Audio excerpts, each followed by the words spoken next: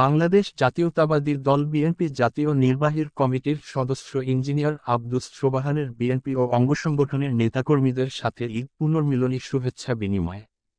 Desk report তাসদিত Haider Sajid, Barishal প্রতিনিধি। পবিত্র ঈদুল ফিতর উপলক্ষে বরিশালের গৌরনদী আগৈলচারার বিএনপি ও অঙ্গসংগঠনের নেতাকর্মীদের সাথে ঈদ পুনর্মিলনী ও শুভেচ্ছা বিনিময় করেন বাংলাদেশ জাতীয়তাবাদী দল বিএনপি জাতীয় নির্বাহী কমিটির সদস্য ও অ্যাসোসিয়েশন অফ ইঞ্জিনিয়ার অ্যাব ঢাকা সেন্ট্রাল সভাপতি জনাব ইঞ্জিনিয়ার আব্দুস সোবহান। গতকাল দুপুর 1 ঘটিকায় উক্ত পুনর্মিলনী অনুষ্ঠানটি শুরু হয়।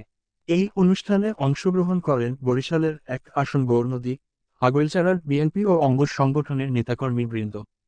এ সময় ইঞ্জিনিয়ার আব্দুস সোবহান সকল নেতাকর্মীকে ঈদের শুভেচ্ছা ধন্যবাদ জানায়।